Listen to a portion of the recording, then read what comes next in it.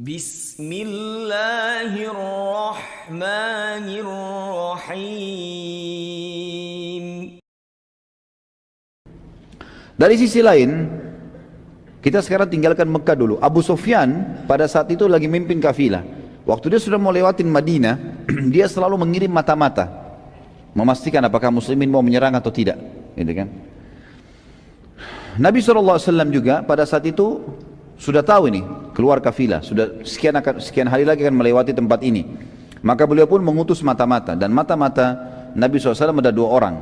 Satu orang, yang pertama sahabat Nabi namanya Busbus bin Amr, dan juga yang kedua Adi bin Abi Darda. Busbus bin Amr dan Adi bin Abi Darda radhiyallahu anhuma ini diutus oleh Nabi SAW menjadi mata-mata. Kedua sahabat ini mulai keluar dan mencari berita. Saat yang bersamaan Abu Sufyan juga sendiri keluar mencari informasi di lokasi yang sama. Jadi kafilah Quraisy lagi istirahat di dekat wilayah Badr itu, gitu kan, lagi istirahat. Maka Nabi SAW kutus mata-mata dua orang ini. Jadi mata-mata ini juga istirahat di tempat yang sama, tanpa mereka tahu kalau ini ada kafilah Quraisy. Dua orang mata Nabi SAW, dan Abu Sufyan juga tidak tahu kalau mata-mata Nabi sudah sampai di situ. Dengan hikmah Allah terjadi begitu. Pada saat Busbus bin Amr dan Adi bin Abi Darda radhiyallahu anhuma tiba di sekitar sumur di sekitar Badr, mereka melihat ada dua perempuan sedang ngobrol. Yang satu berkata kepada temannya, "Belilah milikku ini, ada produknya." Yang lain menjawab, "Nanti bila kafilah lewat, aku akan beli langsung dari mereka." Kalimat ini berarti menandakan penduduk setempat tahu kafilah sudah lewat. Dan biasanya kafilah Quraisy kalau mampir di sebuah suku, di dekat suku, mereka buka, siapa yang mau beli silakan. Jadi pasar sementara terjadi, mereka transaksi sampai tiba di Mekah, seperti itulah. Sambil meminta pertolongan dari suku-suku yang ada di sekitar situ. Kedua sahabat tersebut lalu mengetahui bahwa kafilah sudah sangat dekat, lalu mereka berdua balik dan menginformasikan kepada Nabi SAW. Setelah beberapa saat Busbus bin Amr dan Adi bin Abi Darda radhiyallahu anhu meninggalkan tempat tersebut, Abu Sufyan tiba di tempat yang sama, bertemu dengan dua perempuan tadi. Lalu kemudian Abu Sufyan bertanya, "Apakah kalian lihat ada orang yang lewat di sini?" Kepada perempuan ini. Keduanya menjawab, "Tadi ada dua orang yang lewat, tapi tidak berbicara dengan kami. Hanya singgah sebentar lalu pergi, dan kami tidak tahu kemana." Abu Sufyan lalu mendatangi tempat Busbus bin Amr radhiyallahu anhu dan juga Adi bin Abi Darda radhiyallahu anhu yang singgah tadi, kemudian menemukan bekas kotoran unta mereka. Dan Abu Sufyan menemukan di kotoran unta mereka, dikorek-korek, ternyata ada biji kurma. Di sini perlu diketahui teman-teman sekalian, ini dalam sekali pelajaran sirahnya ini kalau kita masuk ke dalam hal-hal yang seperti ini, karena banyak sekali strategi juga yang ternyata pada saat itu sudah terjadi dan luar biasa gitu.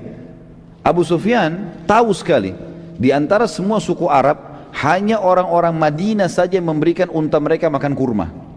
Yang lain tidak ada, makanya daun biasa. Karena kayahnya Madinah pada saat itu dengan kurma, dan kurma itu dianggap makanan elit ya, makanan manusia. Tapi karena banyaknya mereka berikan kurma kepada unta-unta mereka. Abu Sufyan bisa dengan jeli pada saat itu memeriksa kotoran yang ada di situ dari dua orang sahabat ini, dan dia tidak tahu kalau ini sahabat, dia cuma mau tahu ini dari Madinah atau bukan. Dikorek, ditemukan memang ada biji-biji kurma. Maka Abu Sufyan akhirnya tahu kalau ini pasti mata-mata Madinah. Segera Abu Sufyan malam itu mengutus seseorang kemudian menulis surat ke Mekah. "Wahai Quraisy," lalu disebut satu-satu pemilik harta, Umayyah bin Khalaf, Abu Lahab, Abul Hakam atau Abu Jahal, disebutkan satu persatu semuanya, harta kita akan diserang oleh Muhammad, segera kirim pasukan. Malam itu juga, gitu kan. Jadi bagaimana jelinya mereka pada saat itu teman-teman tahu kalau ini ada penyerangan atau tidak ada penyerangan. Mungkin kalau kita sepertinya tidak periksa kotorannya unta. Tapi ini begitu jelinya, dan memang mereka tahu itu. Terjadilah pengiriman surat. Abu Sufyan memilih seseorang yang memang terkenal sekali, orang ini spesialisnya nyebarin isu. Ada orang begitu, subhanallah ya. Nanti lihat bagaimana caranya dia sebarin isu ya, luar biasa caranya. Jadi kalau ada orang yang seperti ini sekarang mungkin sudah belajar dari zaman jahiliyah. Ada orang namanya Damdam bin Amr. Damdam bin Amr ini terkenal di Mekah, spesialis menyebarkan isu dan membuat massa langsung bisa percaya. Sekian banyak massa dipercaya sama dia. Abu Sufyan bilang, bawa surat ini, pokoknya hebohkan Mekah. Supaya langsung bentuk pasukan, langsung kirim ke sini, cepat. Ini kafilah terbesar. Dan seluruh pemimpin Quraisy punya harta di sini. Maka Damdam menuju ke Mekah teman-teman sekalian. Pada saat mau tiba di Mekah, apa yang dia buat? Dia robek-robek bajunya. Kemudian dia bunuh untanya. Darah untanya dilumuri di badannya semua. Semua dilumuri, sampai di kepalanya dilumuri darah semua. Pada saat dia masuk ke Mekah, dia sambil teriak-teriak. Pemandangan ini tentu seakan-akan perang sudah terjadi. Darah semua, robek-robek baju gitu kan. Pada saat tiba di wilayah namanya Bata, ya. Bata ini sebuah wilayah disebutkan. Artinya sudah terjangkau. Pintu gerbang sudah kelihatan. Penjaga pintu gerbang sudah kelihatan. Di atas benteng Mekah sudah ada pasukan-pasukan, ada prajurit yang jaga. Itu dia mulai teriak. Ini namanya daerah Bata. Bata itu daerah yang di depan pintu gerbangnya Mekah. Dia teriak Al-Gauth, Al-Gauth, artinya pertolongan, pertolongan gitu kan. Dalam kondisi berdarah-darah semua ini. Tapi darah unta, ya. Al-Latima, Al-Latima, Al-Latima itu penyerangan, penyerangan, gitu kan. Lalu sambil dia jalan, dia buat dirinya jatuh berdiri. Padahal nggak apa-apa ini. Berdiri lagi, jatuh lagi. Orang lihat semua. Masuk pintu gerbang Mekah, teriak lagi, Al-Gaus, Al-Gaus, Al-Latima, Al-Latima, pertolongan, pertolongan, penyerangan, penyerangan. Orang tanya, ada apa? Ada apa wahai Damdam? Dia tidak mau jawab. Dia nggak mau jawab. Tetap aja dia jalan. Terus dia jalan. Orang sambil dengar, dia terus teriak, Al-Gaus, Al-Gaus. Orang Mekah akhirnya kumpul, makin banyak, makin banyak, makin banyak. Sampai sudah kumpul semua. Dan dia berada pas di depannya majelisnya tokoh-tokoh Quraisy yang dikenal dengan Darun Nadwa. Teriak-teriak lagi, Al-Gaus, Al-Gaus, Al-Latima, Al-Latima, teriak-teriak begitu terus ya. Maka pada saat semua sudah kumpul, maka orang-orang tokoh Quraisy yang bertanya, wahai Damdam, ada apa? Dan mereka tahu Damdam ini ikut dengan Abu Sufyan. Mereka tahu ini adalah ikut sama kafilah Abu Sufyan. Dan kebetulan Damdam pada saat itu salah satu dari 40 orang prajurit yang sedang mengawal kafilah. Kalau tidak salah memang dia juga pimpinan dari 40 pengawal itu, gitu kan? Maka dia pun akhirnya teriak-teriak, lalu dia mengatakan, penduduk Madinah dan Muhammad sudah menyerang. Bukan dia bilang baru persiapan ya, sudah menyerang kafilah, gitu kan? Kalau kalian tidak berusaha menolongnya secepat mungkin, maka dipastikan harta kalian habis semua. 2.500 atau 3.000 ekor unta semuanya pasti akan habis.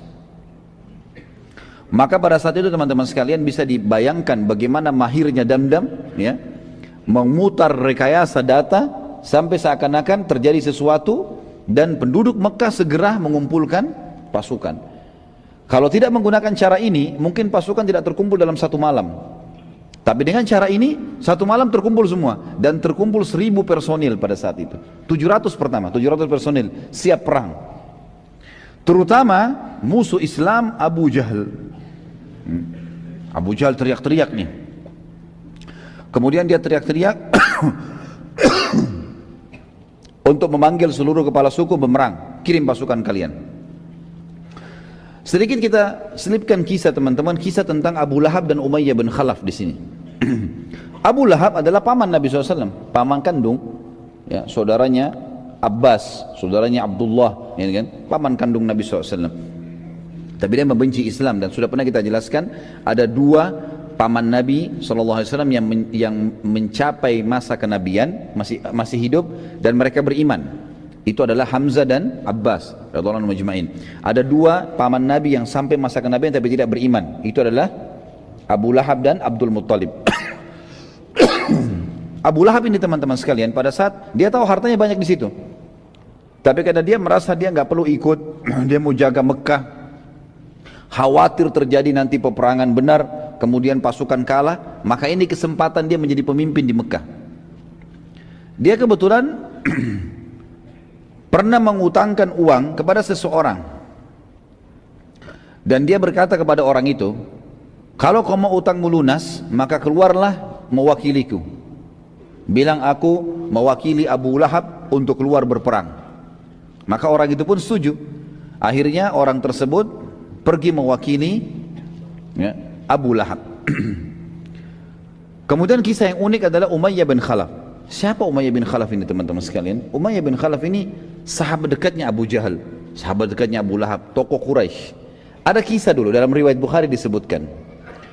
Umayyah bin Khalaf ini bersahabat dekat dengan satu orang dari Ansar, dari asli Madinah, namanya Sa'ad bin Mu'adz radhiyallahu anhu. Ini Sa'ad bin Mu'adz pimpinan suku Khazraj, ya. Terkenal sekali yang pada saat dia meninggal singgasananya Allah, arsy-nya Allah goncang. Sa'ad bin Mu'adz ini bersahabat sama Umayyah bin Khalaf, sahabat dekat. Pada saat itu teman-teman sekalian,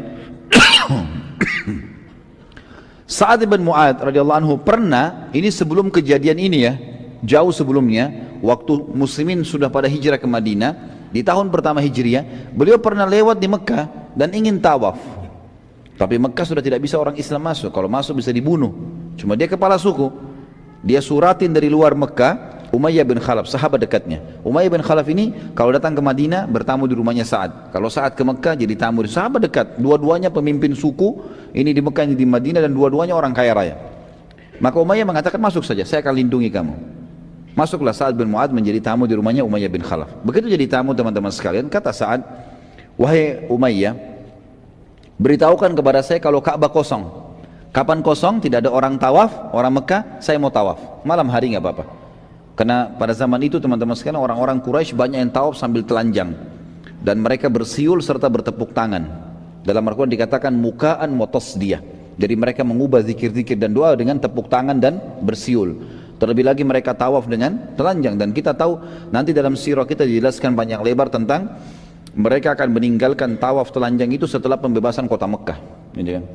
Maka saat tidak mau tawaf pada saat itu, kata Umayyah, baiklah. Umayyah kumpul sama teman-temannya dan dia tidak cerita nih, dia cerita sama Abu Jahal sama Abu Lahab kalau ada tamu saya Sa'ad, karena mereka benci dengan penduduk Madinah gitu kan.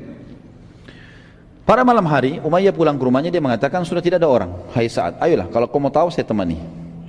Masuklah keduanya di Ka'bah mau tawaf. Begitu tawaf datang Abu Jahal.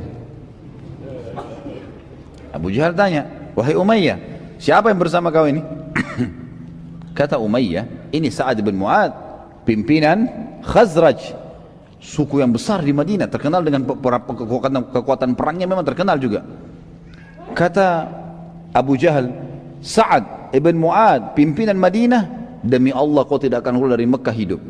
Gitu kan. Berani benar kau masuk di sini. Gitu kan. Kata Sa'ad, wahai Abu Jahal, kalau kau berani sentuh saya akan lawan kamu. Saya bukan orang biasa, kepala suku juga gitu kan. Saya akan lawan kamu, dan kalaupun saya terbunuh, kau pikir sukuku akan tinggal diam? Mereka akan serang Mekah dan menghabisi Quraisy. Mereka mati atau Quraisy yang mati? Kata Abu Jahal, demi Allah kau tidak akan bisa. Kata Sa'ad, demi Allah bisa. Ribut nih, dua orang berantem mulut. Umayyah bin Khalaf di tengah-tengah.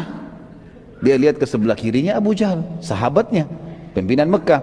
Dia lihat sebelah Sa'ad bin Mu'adz, sahabatnya. Tapi ini muslim, ini kafir kan, seagama dengan dia. Dalam riwayat Bukhari dikatakan jiwanya Umayyah cenderung kepada Abu Jahal. Maka dia bilang kepada Sa'ad, wahai Sa'ad, jangan kau angkat suaramu di depan Abu Hakam, karena dia pemimpin lembah ini, dia raja kami gitu loh. Sa'ad kepala suku, ini sahabatnya, tadi berikan jaminan, kenapa bukan membela? Ya kan gitu. Maka kata Sa'ad, wahai Umayyah, mulai sekarang tidak ada hubungan lagi sama kita. Dan perlu kamu tahu, ini informasinya, perlu kamu tahu, kalau Nabi kami Muhammad SAW sudah menginformasikan kami akan membunuhmu nanti. Jadi ada hadis yang disebutkan Nabi jauh sebelum perang Badar, kalau kami akan membunuhmu nanti, tapi tidak dijelaskan di mana. Umayyah itu tuh kaget.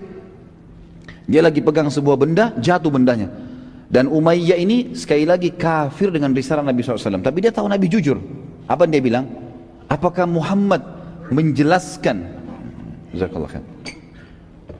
Apakah Muhammad menjelaskan di mana aku akan dibunuh? Kata Sa'ad, tidak ada informasi, tapi kami akan membunuhmu, itu pasti, gitu kan. Maka pada saat itu teman-teman sekalian, dalam riwayat yang dikatakan Umayyah pun bingung. Maka Umayyah meninggalkan dua-duanya, pulang ke rumahnya. Rupanya karena Umayyah pergi, Abu Jahal takut juga. Nggak jadi berantem nih. Abu Jahal tinggalkan juga. Sa'ad bin Mu'adz pulang ke Madinah. Karena nggak jadi pertengkaran, dia sudah pulang gitu kan. Pulang ke Madinah.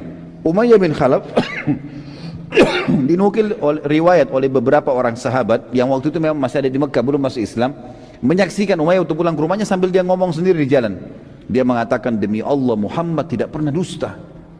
Pulang ke rumahnya, dia bilang sama istrinya, wahai istriku, apakah kau tahu apa yang diberitakan saat kepadaku malam ini? Kata istrinya, tidak. Apa itu?